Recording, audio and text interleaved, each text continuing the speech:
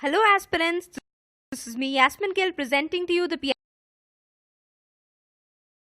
PIB highlights of 13th of January. So you can follow all these videos on this particular link of an academy, plus you can also help us in achieving this particular mission with the help of your rating and reviews.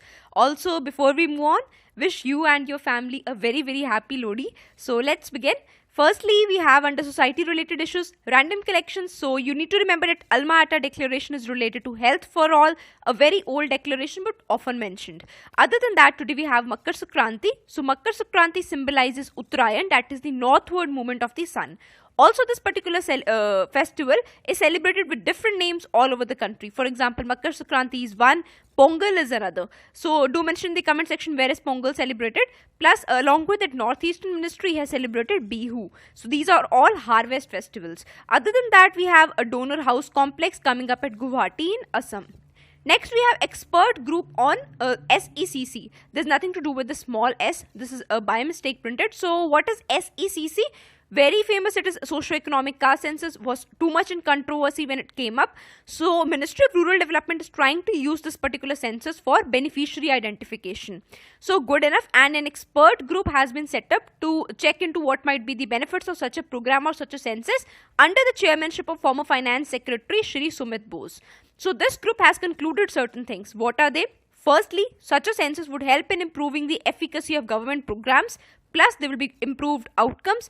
Also, even in budget, we will be able to plan better regarding the resources, plus allocation of resources as well.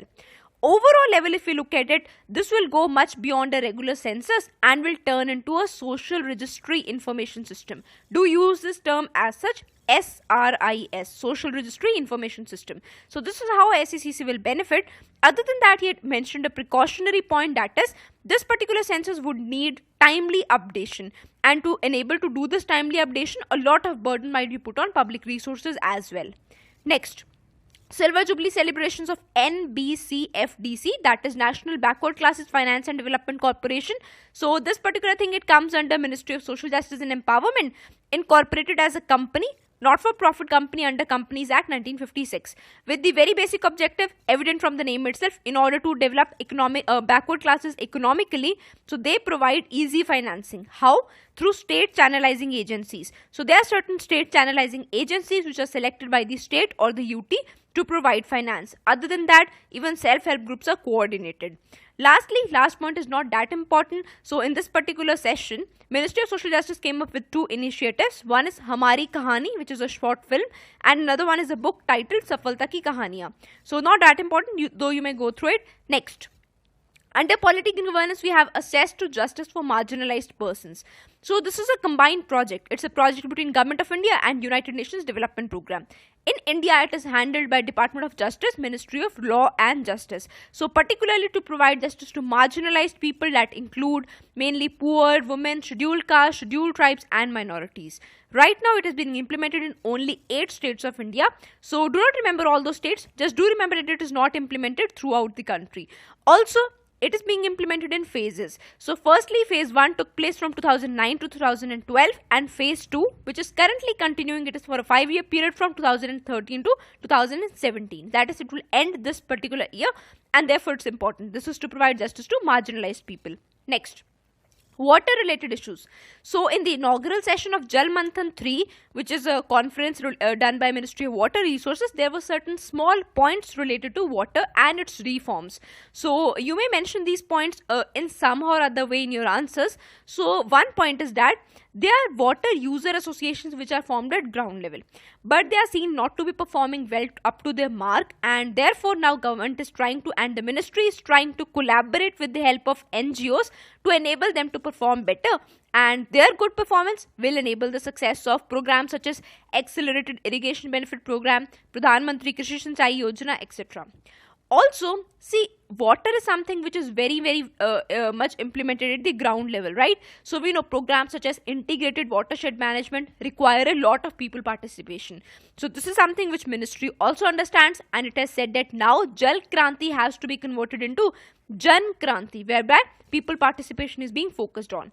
Other than that, we have certain interlinking projects. For example, this very long project, so this is known as the mother link of interlinking of rivers. So do check where these all rivers are located and how the project is proposed to be linked. Also, this particular project will help in solving the drought and flood problems of the states whereby the project will be implemented. Lastly, we have a project known as Daman-Ganga Pinjal link that will help in meeting the drinking water needs of Mumbai and its people. So these are two important questions. The first one is very, very important. This was something which was discussed in the Jal Manthan 3. So it is talked of that water which is right now in state list has to come up in concurrent list. This has been proposed in water reforms since a long while back, but now also it is being again discussed. Therefore, it's very important. So what is the question? In wake of the rising interstate water disputes and the defiance of Supreme Court orders by some states, for example in Kaveri issue. So is it a right step forward to bring water under concurrent list? Discuss. So you may just go in favor of it or you may go against it. Next, in wake of curbing leakages and ensuring targeted benefits, is it right to make Aadhaar compulsory for some schemes? Discuss. So both of them are very important. Do think over these questions. Next, under economy, we have a mobile handset training based program. So you need to remember just one thing. Do not go into the details. Just remember that we are doing this program with the help of Taiwan. Next, defense exports present and future. Very important and informative article. This is from Indian Express of today. So what is being talked of is, see, right now government is focusing a lot, particularly even in the Make in India sector, we have a major focus on defense exports. Also, Ministry of Defense have thought of to increase the exports and the increase is a 6-fold increase. So it's a big and ambitious target. So how are we going to achieve it? So there are two steps which we'll be discussing right now.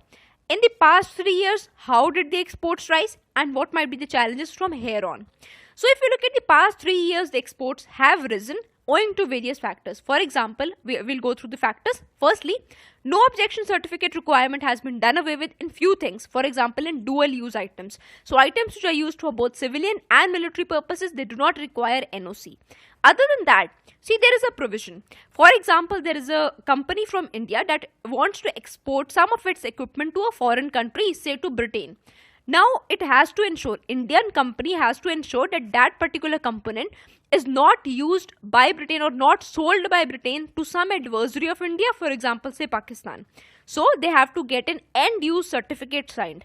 This end-use certificate was initially to be signed by the importing foreign company as well as countersigned by that country's government.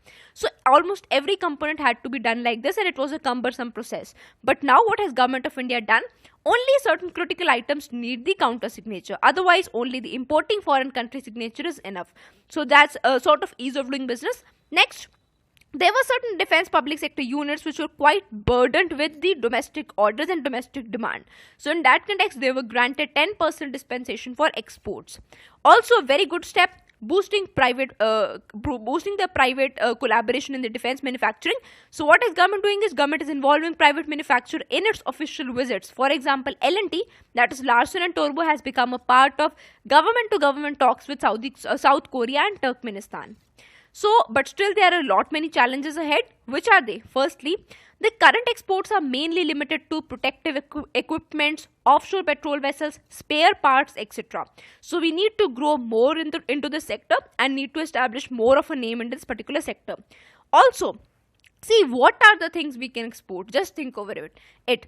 Some are the things which we have bought from outside, right? For example, Sukhoi 30 fighters brought from Russia. So these are one particular thing. But the issue with their exports is that their intellectual property rights are held by foreign defense firms and hence we cannot export them. Second sort of equipment or I would say the defense items that can be exported are the ones that we have produced using joint production forums, for example BrahMos.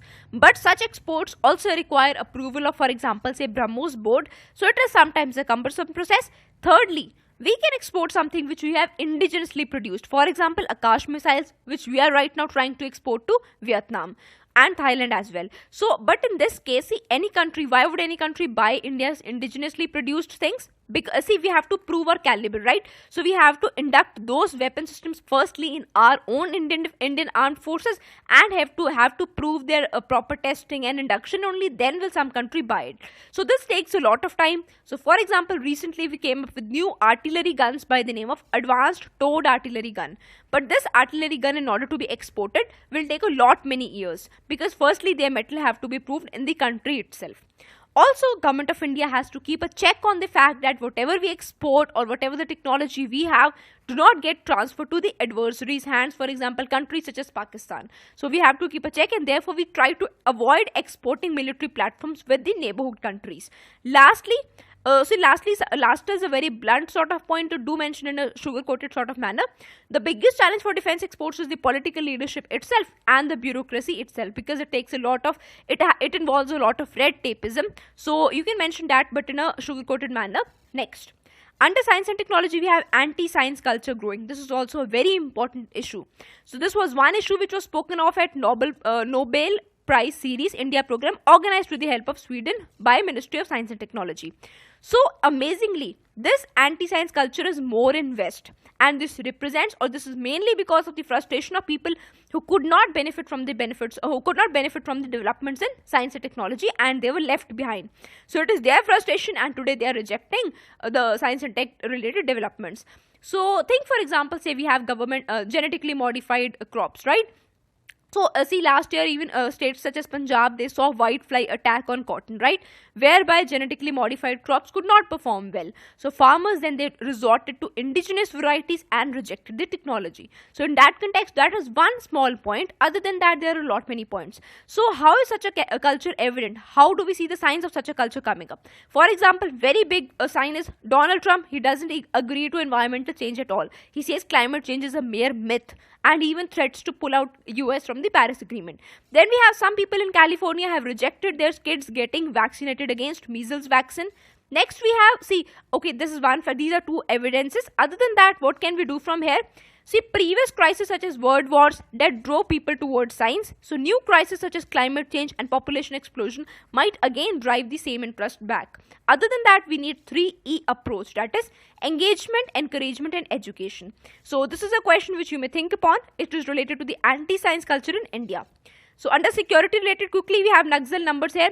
So 2016, so this is from Indian Express, 2016 saw a rise in the numbers of bodies recovered of Maoists as well as the surrenders. Simultaneously, the security personnel killed, their number fell down, and officials say this is because of the good intelligence based operations. So why is this an issue? This is a good news. This is an issue because activists have spoken about fake encounters and dressed up surrenders. Also, many families of those people who have killed have moved towards Chhattisgarh High Court, which have even ordered fresh autopsies in few cases. Other than that, many people who were killed were sympathizers and not directly involved with Naxal cadre. Also, some villages have surrendered en masse. So that represents that not only the core Naxal cadres, but even the villagers might have been killed by the security forces in fake encounters, you might say that. Other than that, see, though there's some success which have been achieved with the help of commander level surrenders, but only some of them. Lastly, even civilian death count has risen. How? Because Maoists have begun to kill each and every person who they believe even an iota of doubt that they might be an informer. So that is it, and these were certain two questions which were asked in today's MCQ session. Number one is this one question, number second is this. So you may check for its answers in the MCQ course and also enroll in the same. So that's it for today. If you find the initiative useful, do not forget to rate and review. Thank you so much.